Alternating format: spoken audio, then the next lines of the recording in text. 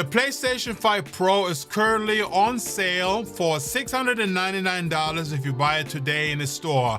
Currently, the PlayStation 5 Pro is the most expensive console that has been ever made by Sony, okay? I'll be very honest about that. And our question is today, is it worth it to pay $699 for the PlayStation 5 Pro? And don't forget, guys, that the PlayStation 5 Pro does not have a disk drive. You would have to buy this separately for another $80 on top of that. And it doesn't have an actual stand where the PlayStation 5 Pro sits on it. Just like the original PlayStation 5, it actually had a stand that came with it, okay? So you're looking at another $30, brings the total to about $750, $800 total, okay?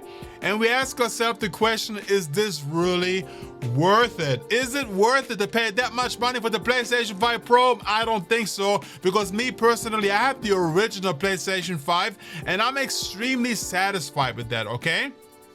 However, if you have the actual PlayStation 4 still, then it may be a great benefit for you to go right to the PlayStation 5 Pro to get all the features, all the benefits of the PlayStation 5. So you don't have to go to the regular PlayStation 5, but go straight to the PlayStation 5 Pro and get the best quality that you can have that money can buy, even though it is freaking $700. What you also have to remember is that the PlayStation 5 in general still doesn't have new games, okay?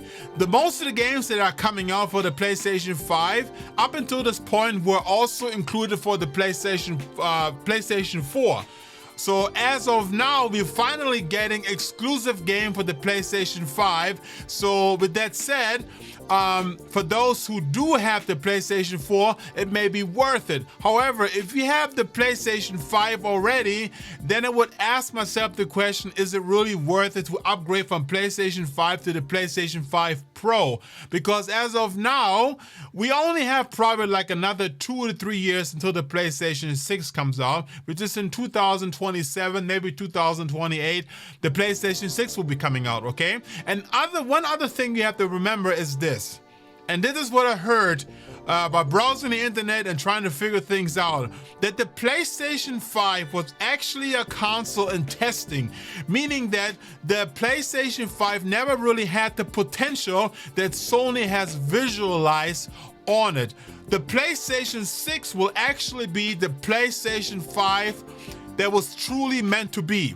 Okay, so basically the PlayStation 5, including the PlayStation 5 Pro, are actually more like a test version, trying to upscale it as much as possible to get the latest technology in. But once the PlayStation 6 actually comes out, then you will actually have the true power of the PlayStation 5, how it was meant to be.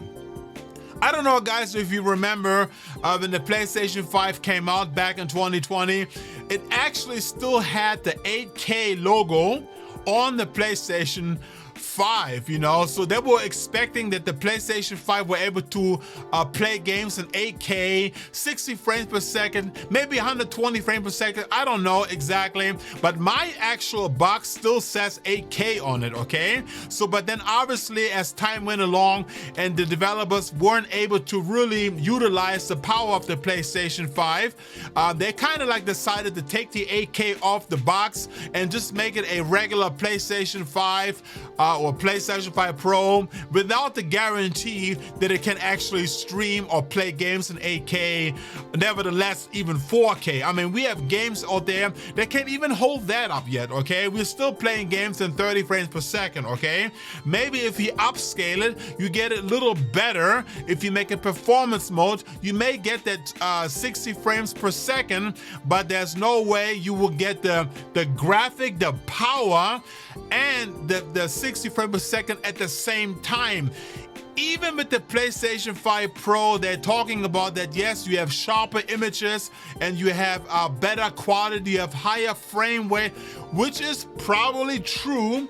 However, the difference between the PlayStation 5 and the PlayStation 5 Pro is so small that in order to really see the difference, you would have to literally zoom in into the frame so much that you can hardly see more pixels in a PlayStation 5 Pro. So for me personally, I don't think it's worth it to buy the PlayStation 5 Pro unless you have a whole lot of money in your pocket and you are so picky and you really want to have that little thing, a little difference in your game. Then go ahead and buy the PlayStation 5 Pro.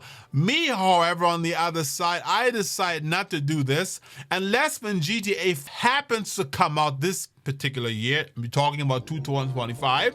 I mean, no one really has guaranteed it yet, you know. So I may consider buying a PlayStation 5 Pro just to enjoy the game, because I wouldn't be able to wait for 3 years to get the PS6 in order to enjoy Grand Theft Auto 6, you know. If the GTA 6 happens to come out in 2025, I may consider getting it.